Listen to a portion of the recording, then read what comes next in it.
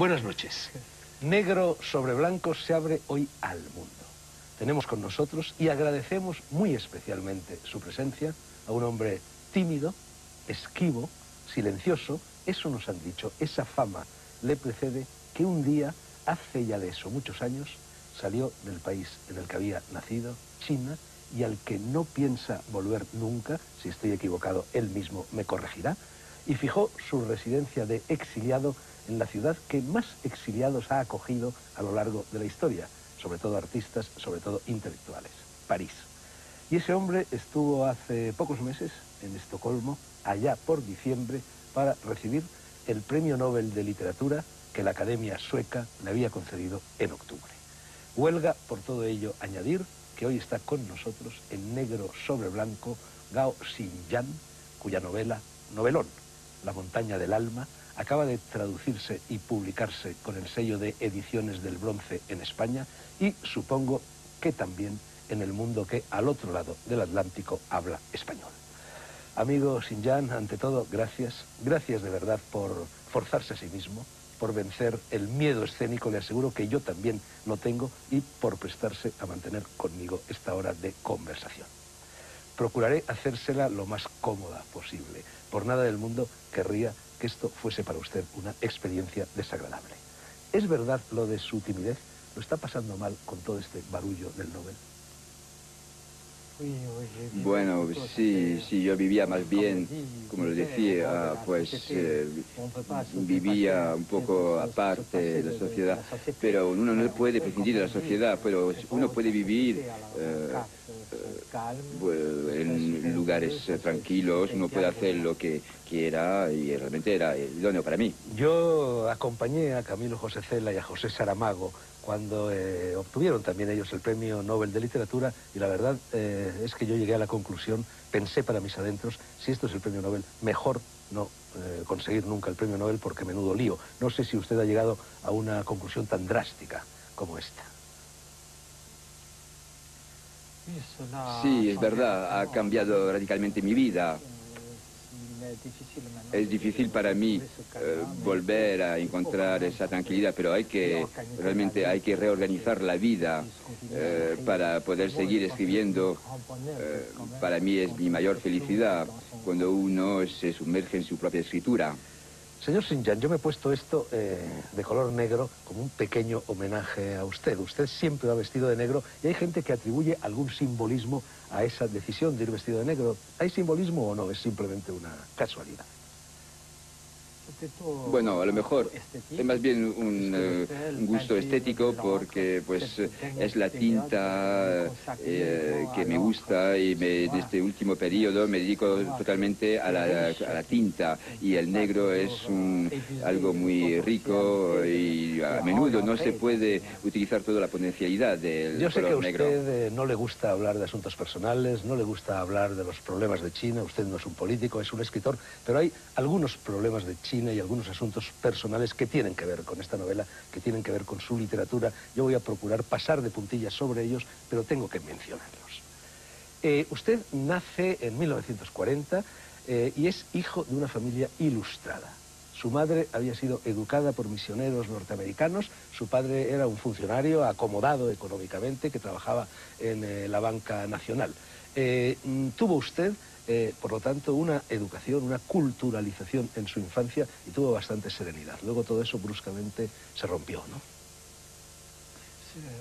Bueno, sí, es verdad, es exactamente como acaba de decirlo. Nací en una familia bastante muy liberal, no se da muy a menudo, en una cultura tradicional.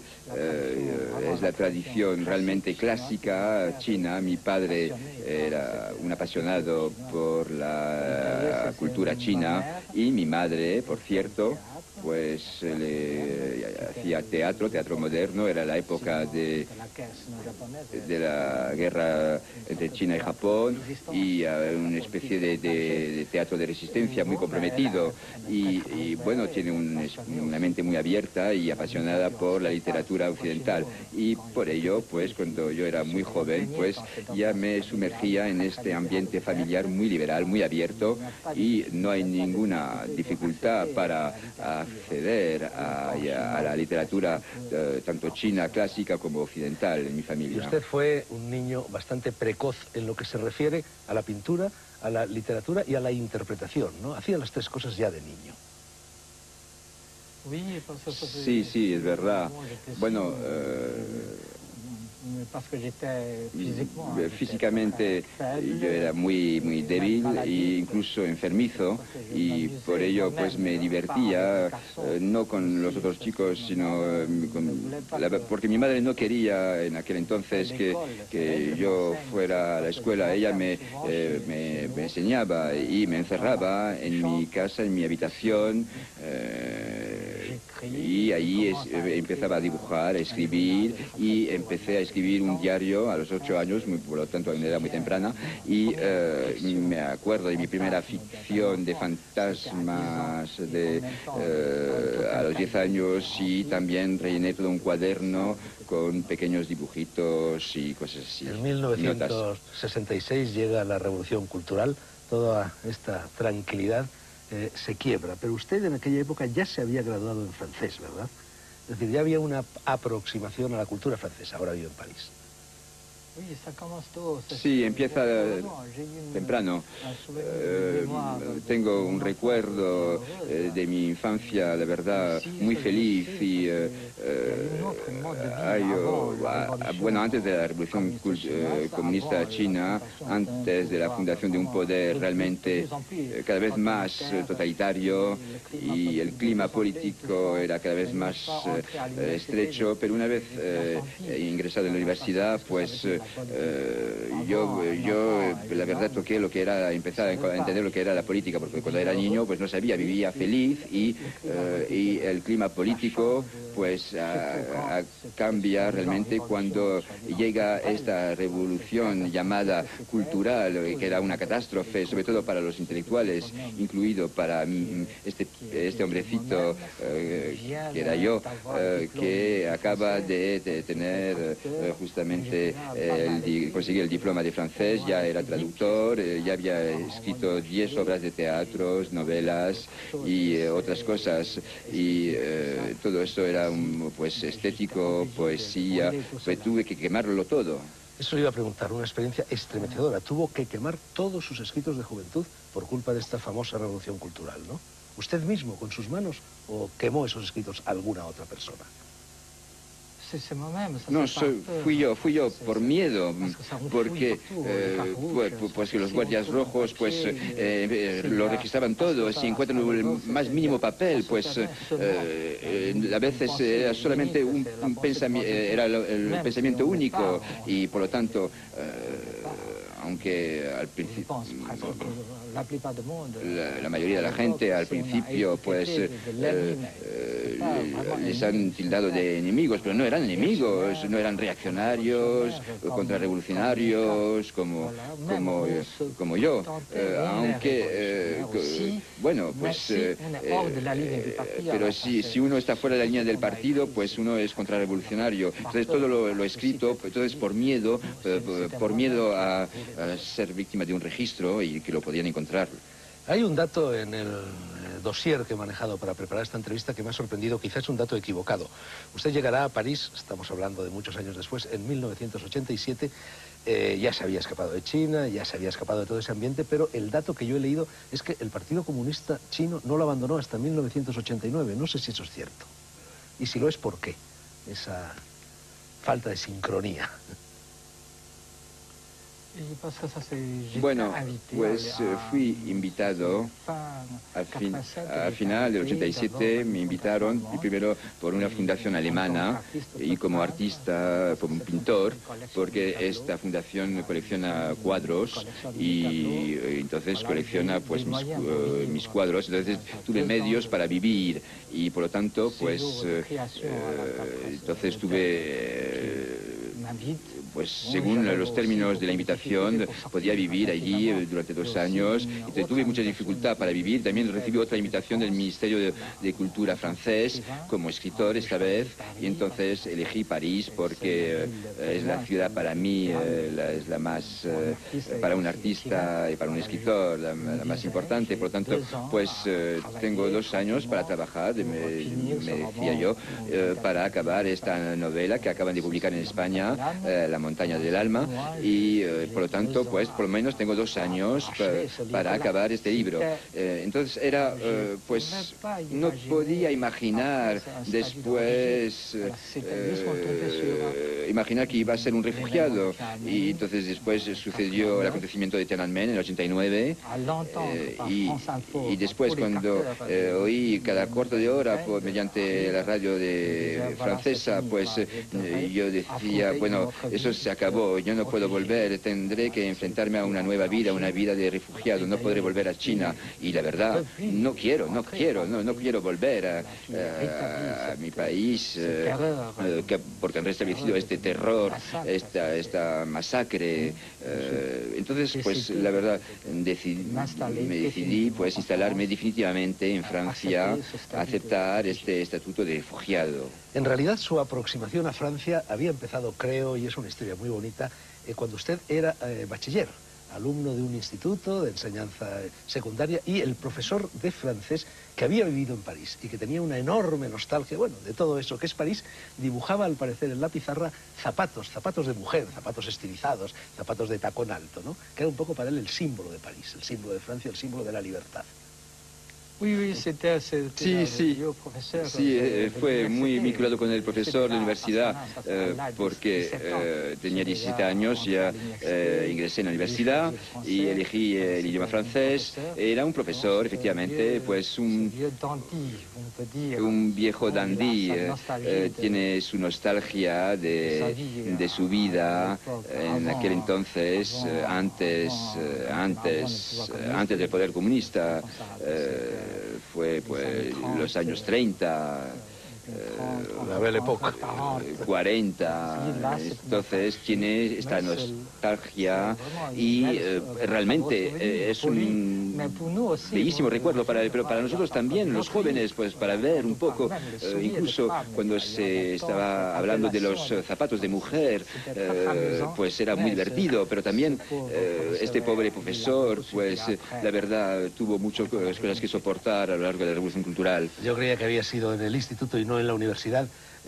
Amigos Xinjiang, vamos acercándonos poquito a poco a la novela, ya estamos casi en ella, pero antes de emprender el viaje que da pie a esta magnífica novela, todo hay que decirlo, yo como todo el mundo me quedé muy sorprendido cuando me enteré de que le habían dado el Premio Nobel de Literatura este año a un chino desconocido. Después de leer la novela he entendido perfectamente por qué le dieron el Premio Nobel a este chino desconocido. Bueno, le estaba diciendo que poco antes de emprender el viaje a usted le diagnostican un cáncer de pulmón, que era un diagnóstico equivocado. ¿Cómo fue esa experiencia? ¿Cómo vivió ese atroz lance? Fue al principio de los años 80, en el momento de empezaba yo a escribir este libro y debido a otra escritura dramática, una obra de teatro que enseguida fue censurada y entonces me atacaron me prohibieron publicarla. Y entonces de repente surge esta dificultad. Entonces yo pensaba incluso para incluso poder lograr que me publiquen, pues aparte de esta censura, hay otra censura, aparte, bueno, pues yo me decía, pues hay que hacer esta autocensura, pero incluso aparte de la autocensura hay otra censura. Entonces realmente tengo que escribir un libro que para mí, para divertirme por lo menos, para aliviarme de todo lo... Entonces en aquel momento, pues fue en ese momento, al inicio, entonces claro, ha tenido una influencia enorme sobre mi salud, la verdad. Me diagnosticaron pues un cáncer de pulmón. Entonces mi padre también murió después de un cáncer de pulmón.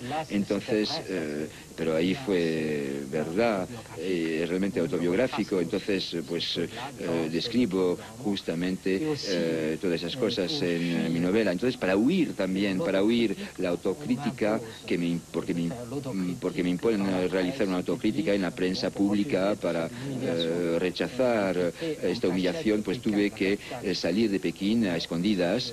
Y entonces cuando empieza y después realmente pues unos viajes, esa es una experiencia y ya se aparece bastante bien en esta novela. Bien, emprende este viaje, el viaje que está relatado en la novela, a la China más profunda, a la China más lejana, a la China más rural, más boscosa, más montañosa, más alejada de la capital. Y una de las cosas que a mí me ha sorprendido más al leer el libro, Xinjiang, es que a pesar de las muchas décadas transcurridas bajo esta atroz dictadura comunista que usted ha señalado, parece como si China, la China de siempre, la China eterna, siguiera viva. Sí, es verdad, busco otra vida, pues porque esta vida real, esta realidad me ahoga tanto que realmente hay que seguir viviendo, hay que encontrar otra vida. Es, en primer lugar, esta búsqueda de una vida auténtica, pues en este sentido soy muy ecologista, busco también pues la naturaleza auténtica, virgen, y también esta cultura, el origen de la cultura. Incluso la cultura china, porque la historia reciente de China ha sido muy marcada por la ideología del partido. No es una verdadera historia la que se cuenta, y por lo tanto eso se pone en tela de juicio, hay que poner en tela de juicio pues la historia escrita por el poder oficial. Entonces yo busco mi historia, intento pues volver a escribir la verdadera historia, y entonces esta búsqueda también de la naturaleza. Jaime Siles Salinas, un escritor y poeta español que ha escrito una excelente crítica de este libro en el diario ABC de Madrid, dice que la novela La montaña del alma, y yo creo que tiene razón, es una novela polifónica, es una novela coral, es una novela caleidoscópica. Efectivamente cabe todo. No pertenece a ningún género, es poesía, es filosofía, es lirismo, es épica. En cierto modo es la vieja fórmula de Stern y el viaje sentimental. Incorporarlo todo al relato. Sí, es sobre el concepto. También tengo dificultades porque las primeras publicaciones de las novelas cortas que hice en China, pues también fueron criticadas. Dicen, eso no es una novela, pero ¿qué es la novela? Eso es una ficción que preconiza pues la parte inmoral, que es políticamente correcta en la línea del partido. ¿Es eso? No. Entonces, este personaje, para el conjunto, qué es lo que quiere decir. Entonces busco una libre expresión, busco una libre narración, y es ese tipo de novela que para mí que se encuentra también en la literatura clásica china. No soy yo quien haya inventado esto, sino que en la literatura clásica también se encuentra ese tipo de novelas. Entonces pues ¿qué es lo que quiere decir?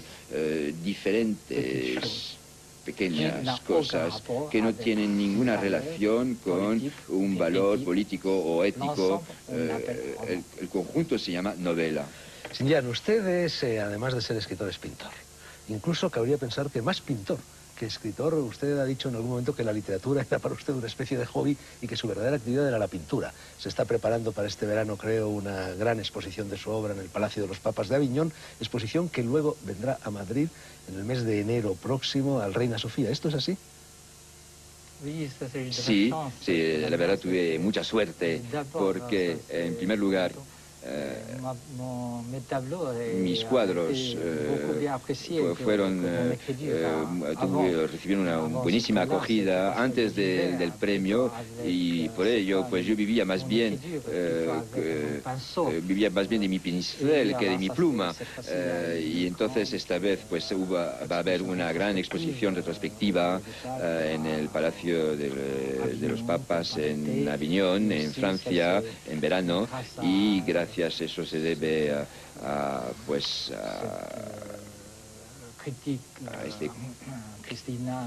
este crítico también, Cristina, crítica de arte, y la presentó al Museo de Reina Sofía y la verdad pues tengo la suerte de poder presentar mi obra en España también. Yo le hacía esta pregunta porque al leer la novela, además de ver mucha literatura en ella, yo veía mucha pintura. Yo veía muchos de esos cuadros tan chinos, picachos rodeados de bruma, árboles agarrados de repente a un fragmento de roca. Y hay, no sé, hay una sensibilidad pictórica muy fuerte y al mismo tiempo muy tradicional, muy china. Y también se lo pregunto en relación con una frase suya. A propósito del arte contemporáneo, yo no sé cómo son sus cuadros, Xinjiang, yo no he visto ningún cuadro suyo. He leído esta frase que dice a propósito del arte contemporáneo y se la ponen en su boca. Es tan materialista, solo la materia habla y los materiales se consideran el lenguaje de la creación, ha dicho a propósito del arte contemporáneo. Su pintura es tradicional, es contemporánea.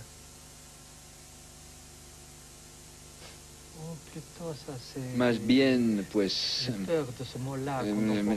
esa palabra me asusta un poco, contemporáneo, pues hay un concepto sobre el arte contemporáneo, por lo tanto ya es tema de polémica, sobre todo en Francia, desde hace más de 10 años. Sí, aquí también. Bueno, pues entonces intento no presentarme como un pintor, sencillamente un pintor. Eso quiere decir que pues hay una superficie, hay imágenes y más bien mi orientación pues busco entre la abstracción y la figuración. La verdad, esta diferencia entre abstracción y figuración es un poco estúpida porque la mirada no va a distinguir estos conceptos. La mirada pues es algo, es una imagen que provoca el interés en un caso y a lo mejor lo vamos a ver bien. Bueno, pues entonces si nos gusta lo vamos a observar. En un determinado pasaje de la novela se cita una frase del famosísimo poeta del siglo VIII, poeta chino Li Bai, y esa frase dice: viajar es más difícil que ascender a los cielos. Sin embargo, este libro, que es la historia de un viaje, es también la historia de una ascensión a los cielos.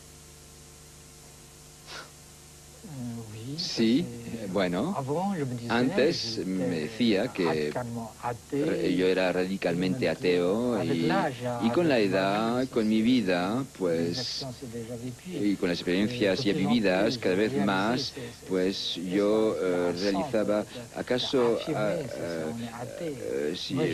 tiene algún sentido afirmar que uno, que presentarse como ateo?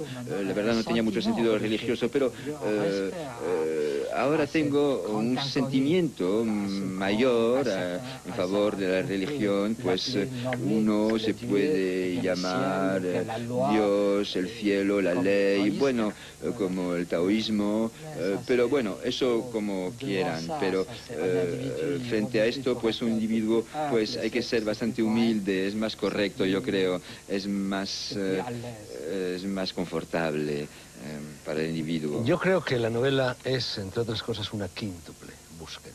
Lo que se busca en ella es la belleza, la felicidad, la identidad, aunque de la identidad hablaremos un poquito más tarde, la armonía y la pureza. Sí, es esto. Es verdad, pues la esencia del arte, pues a mi parecer no está para provocar. La esencia del arte es algo bello. Frente al arte uno no tiene nada que decir, es como la vida, pues a pesar de todos los sufrimientos que uno puede padecer, pero la vida pues, merece la pena vivirla, y el arte está vinculado con la vida.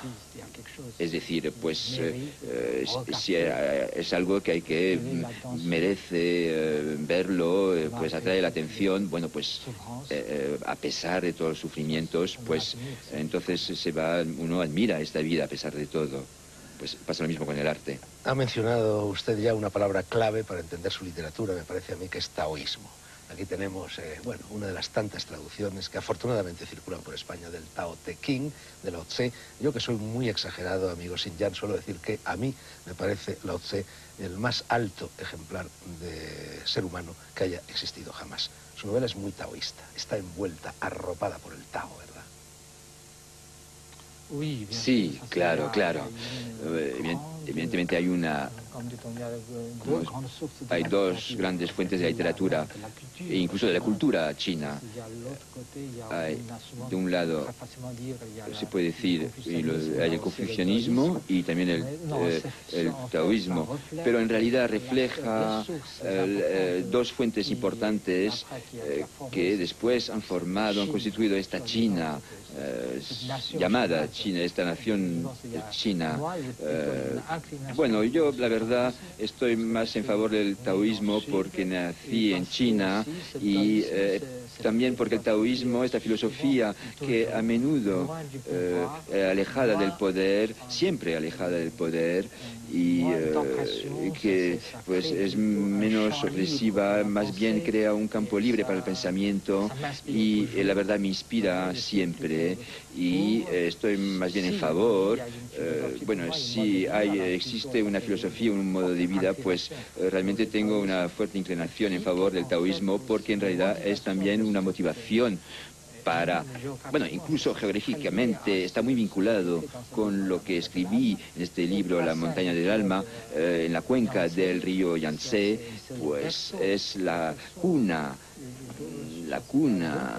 Bueno, hay dos cunas importantes, paralelamente importantes para esta civilización, para la formación de la civilización china. Una, la más importante, es la cuna del Yangtze. El taoísmo, pues realmente nació allí, en esta cuna. Bueno, yo he dicho antes que la novela es también una búsqueda de la identidad. Sin embargo, en el taoísmo, una de las cosas que se predica, que se persigue, es la anulación del ego.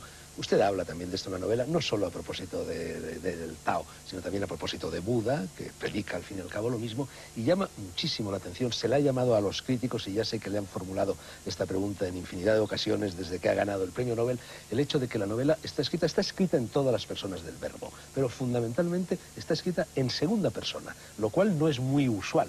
En las novelas, incluso, esa segunda persona, que es usted mismo, la segunda persona, se marca claramente desde la primera línea de la novela, que empieza, al menos en la versión castellana, diciendo: te has subido a un autobús de línea. El que se ha subido a un autobús de línea es usted. Usted, a propósito de esto, ha dicho que no importa, que aunque los pronombres cambien, toda novela sigue siendo un monólogo. Sí, en realidad es un monólogo muy largo, y hay un sujeto, hay tres pronombres, yo, tú, él, pero en realidad se refiere al mismo personaje, y es para sustituir las intrigas, esa estructura del sujeto con tres niveles, la conciencia de un individuo, entonces es también su propia persona, es magnífico para todo idioma, para todos los idiomas, es muy universal esto. Para todos los idiomas, pues hay tres sujetos, tres nominaciones del sujeto, en yo, en tú y en él.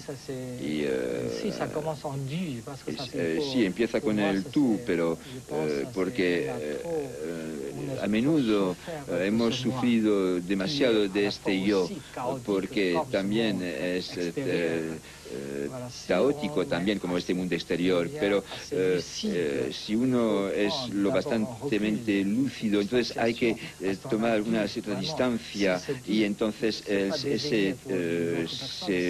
se aleja del yo y se acerca del tú, y entonces una proyección de sí mismo, y entonces ya tenemos una distancia tomada. Uno puede observarse, puede ir a la búsqueda de sí mismo, uno puede examinarse, uno tiene una mayor lucidez sobre sí mismo, y también pues uno puede gozar al escribir, y porque también es esto el tú.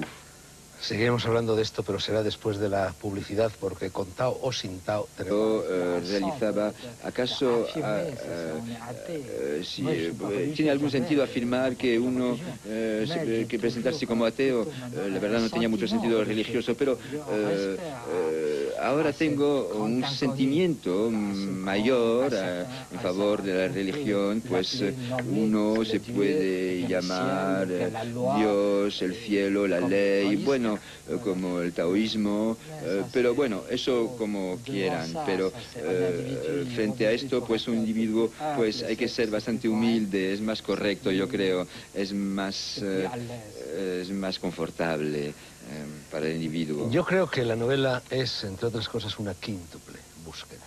Lo que se busca en ella es la belleza, la felicidad, la identidad, aunque de la identidad hablaremos un poquito más tarde, la armonía y la pureza. Sí, es esto, es esto. Es verdad, pues la esencia del arte, pues a mi parecer no está para provocar. La esencia del arte es algo bello. Frente al arte uno no tiene nada que decir, es como la vida, pues a pesar de todos los sufrimientos que uno puede padecer, pero la vida pues, merece la pena vivirla, y el arte está vinculado con la vida. Es decir, pues si es algo que hay que merece verlo, pues atrae la atención, bueno, pues a pesar de todos los sufrimientos, pues entonces uno admira esta vida a pesar de todo. Pues pasa lo mismo con el arte. Ha mencionado usted ya una palabra clave para entender su literatura, me parece a mí, que es taoísmo. Aquí tenemos, bueno, una de las tantas traducciones que afortunadamente circulan por España del Tao Te Ching, de Lao Tse. Yo, que soy muy exagerado, amigo Xinjiang, suelo decir que a mí me parece Lao Tse el más alto ejemplar de ser humano que haya existido jamás. Su novela es muy taoísta, está envuelta, arropada por el Tao, ¿verdad? Sí, claro, claro. Evidentemente hay dos grandes fuentes de la literatura, e incluso de la cultura china.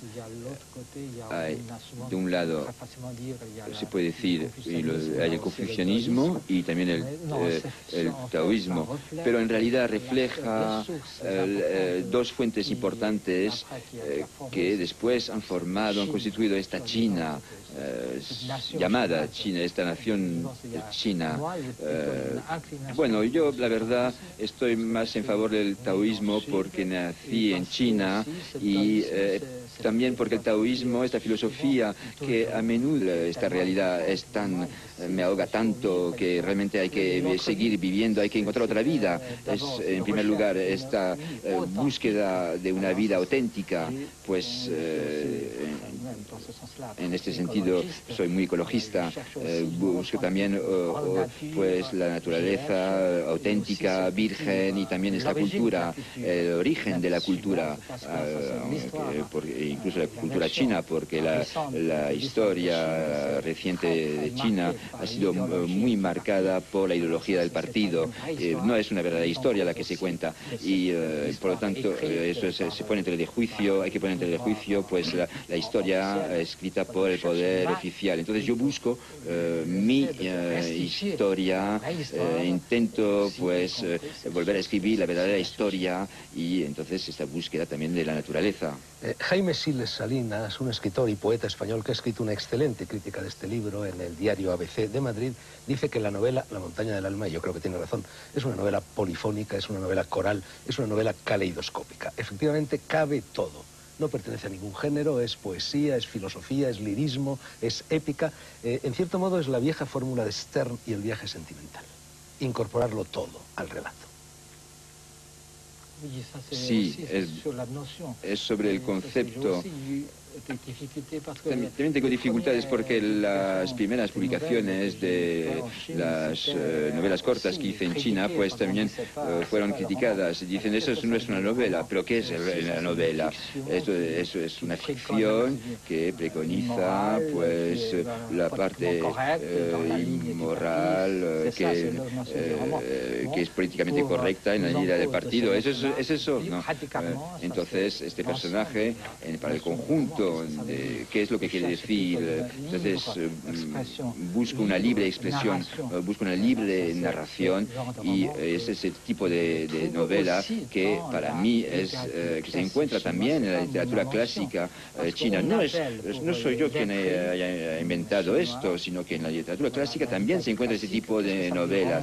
Entonces, pues, ¿qué es lo que quiere decir? Diferentes pequeñas cosas que no tienen ninguna relación con un valor político o ético. El conjunto se llama novela. Xinjiang, usted es, además de ser escritor, es pintor. Incluso cabría pensar que más pintor que escritor. Usted ha dicho en algún momento que la literatura era para usted una especie de hobby y que su verdadera actividad era la pintura. Se está preparando para este verano, creo, una gran exposición de su obra en el Palacio de los Papas de Aviñón, exposición que luego vendrá a Madrid en el mes de enero próximo al Reina Sofía. ¿Esto es así? Sí, uno no puede prescindir de la sociedad, pero uno puede vivir en lugares tranquilos, uno puede hacer lo que quiera, y realmente era idóneo para mí. Yo acompañé a Camilo José Cela y a José Saramago cuando obtuvieron también ellos el Premio Nobel de Literatura, y la verdad es que yo llegué a la conclusión, pensé para mis adentros, si esto es el Premio Nobel, mejor no conseguir nunca el Premio Nobel, porque menudo lío. No sé si usted ha llegado a una conclusión tan drástica como esta. Sí, es verdad, ha cambiado radicalmente mi vida. Es difícil para mí volver a encontrar esa tranquilidad, pero realmente hay que reorganizar la vida para poder seguir escribiendo. Para mí es mi mayor felicidad cuando uno se sumerge en su propia escritura. Señor Xinjiang, yo me he puesto esto de color negro como un pequeño homenaje a usted. Usted siempre va vestido de negro y hay gente que atribuye algún simbolismo a esa decisión de ir vestido de negro. ¿Hay simbolismo o no? Es simplemente una casualidad. Bueno, a lo mejor es más bien un gusto estético, porque pues es la tinta que me gusta, y en este último periodo me dedico totalmente a la tinta, y el negro es algo muy rico, y a menudo no se puede utilizar toda la potencialidad del color negro. Yo sé que a usted no le gusta hablar de asuntos personales, no le gusta hablar de los problemas de China, usted no es un político, es un escritor, pero hay algunos problemas de China y algunos asuntos personales que tienen que ver con esta novela, que tienen que ver con su literatura. Yo voy a procurar pasar de puntillas sobre ellos, pero tengo que mencionarlos. Usted nace en 1940 y es hijo de una familia ilustrada. Su madre había sido educada por misioneros norteamericanos, su padre era un funcionario acomodado económicamente que trabajaba en la banca nacional. Tuvo usted, por lo tanto, una educación, una culturalización en su infancia, y tuvo bastante serenidad. Luego todo eso bruscamente se rompió, ¿no? Bueno, sí, es verdad, es exactamente como acaba de decirlo. Nací en una familia muy liberal, no se da muy a menudo, en una cultura tradicional. Es la tradición realmente clásica china. Mi padre era un apasionado por la cultura china, y mi madre, por cierto, pues hacía teatro moderno. Era la época de la guerra entre China y Japón, y una especie de teatro de resistencia muy comprometido, y bueno, tiene una mente muy abierta y apasionada por pues un cáncer de pulmón. Entonces mi padre también murió después de un cáncer de pulmón. Entonces pero ahí fue verdad, realmente autobiográfico. Entonces, pues describo justamente todas esas cosas en mi novela. Entonces, para huir también, para huir la autocrítica, porque me imponen realizar una autocrítica en la prensa pública para rechazar esta humillación, pues tuve que salir de Pekín a escondidas y entonces cuando empieza y después realmente pues unos viajes, esa es una experiencia y ya se aparece bastante bien en esta novela. Bien, emprende este viaje, el viaje que está relatado en la novela, a la China más profunda, a la China más lejana, a la China más rural, más boscosa, más montañosa, más alejada de la capital. Y una de las cosas que a mí me ha sorprendido más al leer el libro, Xinjiang, es que a pesar de las muchas décadas transcurridas bajo esta atroz dictadura comunista que usted ha señalado, parece como si China, la China de siempre, la China eterna, siguiera viva. Sí, es verdad, busco otra vida, pues porque esta vida real, esta realidad me ahoga tanto que realmente hay que seguir viviendo, hay que encontrar otra vida. Es, en primer lugar, esta búsqueda de una vida auténtica, pues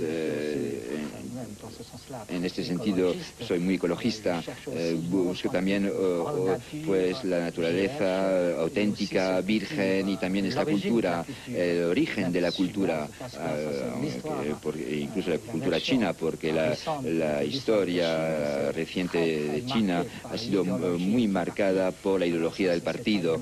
No es una verdadera historia la que se cuenta y por lo tanto eso se pone en tela de juicio, hay que poner en tela de juicio pues la historia escrita por el poder oficial. Entonces yo busco mi historia, intento pues volver a escribir la verdadera historia y entonces esta búsqueda también de la naturaleza.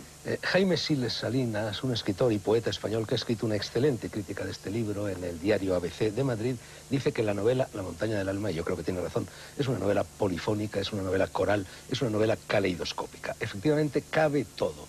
No pertenece a ningún género, es poesía, es filosofía, es lirismo, es épica.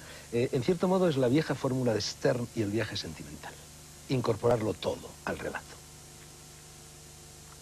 Sí, es sobre el concepto. También tengo dificultades porque las primeras publicaciones de las novelas cortas que hice en muy débil e incluso enfermizo, y por ello pues me divertía, no con los otros chicos, sino porque mi madre no quería en aquel entonces que yo fuera a la escuela. Ella me enseñaba y me encerraba en mi casa, en mi habitación, y ahí empezaba a dibujar, a escribir, y empecé a escribir un diario a los 8 años, por lo tanto en edad muy temprana, y me acuerdo de mi primera ficción de fantasmas a los 10 años, y también rellené todo un cuaderno con pequeños dibujitos y cosas así. En 1966 llega la Revolución Cultural, toda esta tranquilidad se quiebra, pero usted en aquella época ya se había graduado en francés, ¿verdad? Es decir, ya había una aproximación a la cultura francesa, ahora vive en París. Sí, empieza temprano. Tengo un recuerdo de mi infancia, la verdad, muy feliz. Y bueno, antes de la Revolución Comunista China, antes de la fundación de un poder realmente cada vez más totalitario, y el clima político era cada vez más estrecho, pero una vez ingresado en la universidad, pues yo la verdad toqué lo que era, empezar a entender lo que era la política, porque cuando era niño pues no sabía, vivía feliz, y el clima político pues cambia realmente cuando llega esta revolución llamada cultural, que era una catástrofe, sobre todo para los intelectuales, incluido para este hombrecito que era yo, que acaba de tener justamente conseguí el diploma de francés, ya era traductor, ya había escrito 10 obras de teatros, novelas y otras cosas. Y todo eso era pues estético, poesía, pues tuve que quemarlo todo. Eso le iba a preguntar, una experiencia estremecedora. Tuvo que quemar todos sus escritos de juventud por culpa de esta famosa revolución cultural, ¿no? ¿Usted mismo, con sus manos, o quemó esos escritos alguna otra persona? No, fui yo por miedo, porque pues que los guardias rojos pues lo registraban todo. Si encuentran el más mínimo papel, pues a veces era solamente un pensamiento, era el pensamiento único, y por lo tanto aunque al principio la mayoría de la gente al principio pues les han tildado de enemigos, pero no eran enemigos, no eran reaccionarios, contrarrevolucionarios como yo, y todo eso era pues estético, poesía, pues tuve que quemarlo todo. Eso le iba a preguntar, una experiencia estremecedora. Tuvo que quemar todos sus escritos de juventud por culpa de esta famosa revolución cultural, ¿no? ¿Usted mismo, con sus manos, o quemó esos escritos alguna otra persona? No, fui yo por miedo, porque pues que los guardias rojos pues lo registraban todo. Si encuentran el más mínimo papel, pues a veces era solamente un pensamiento, era el pensamiento único, y por lo tanto aunque al principio la mayoría de la gente al principio pues les han tildado de enemigos, pero no eran enemigos, no eran reaccionarios, contrarrevolucionarios como yo, aunque bueno, pues pero si uno está fuera de la línea del partido, pues uno es contrarrevolucionario. Entonces todo lo escrito, entonces por miedo a ser víctima de un registro y que lo podían encontrar. Hay un dato en el dossier que he manejado para preparar esta entrevista que me ha sorprendido, quizás un dato equivocado. Usted llegará a París, estamos hablando de muchos años después, en 1987, ya se había escapado de China, ya se había escapado de todo ese ambiente, pero el dato que yo he leído es que el Partido Comunista Chino no lo abandonó hasta 1989, no sé si eso es cierto. Y si lo es, ¿por qué? Esa falta de sincronía.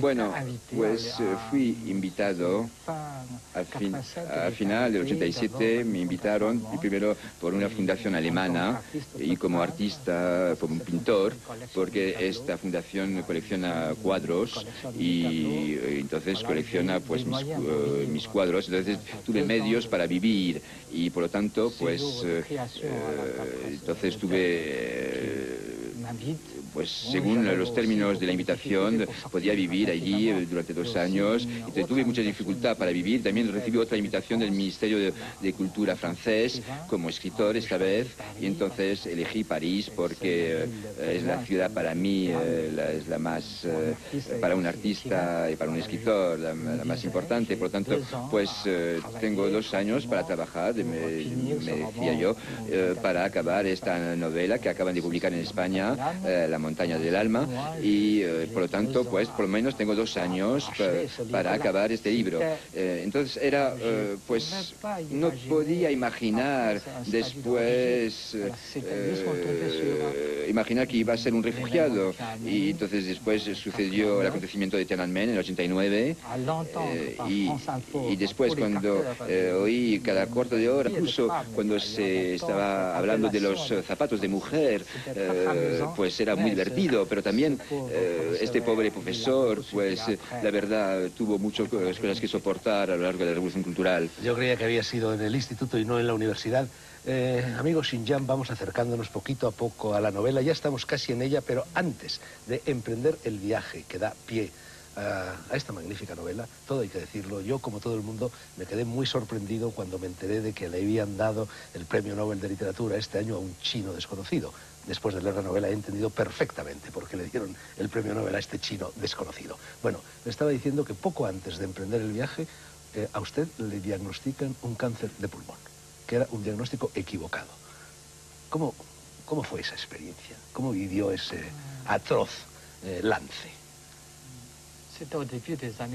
Fue al principio de los años 80, en el momento de empezaba yo a escribir este libro, y debido a otra escritura dramática, una obra de teatro que enseguida fue censurada, y entonces me atacaron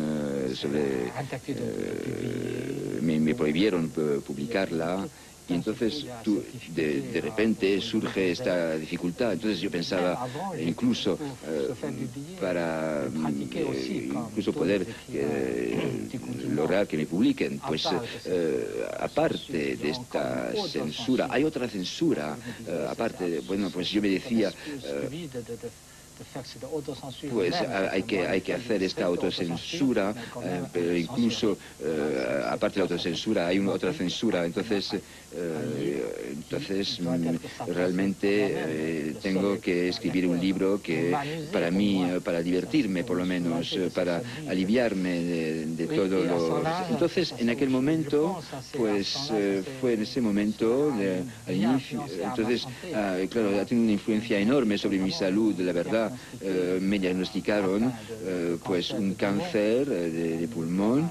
Entonces mi padre también murió después de un cáncer de pulmón. Entonces pero ahí fue verdad, realmente autobiográfico. Entonces pues describo justamente todas esas cosas en mi novela. Entonces para huir también, para huir la autocrítica porque me imponen realizar una autocrítica en la prensa pública, para rechazar esta humillación, pues tuve que salir de Pekín a escondidas, y entonces cuando empieza y después realmente pues unos viajes, eso es una experiencia, y ya se aparece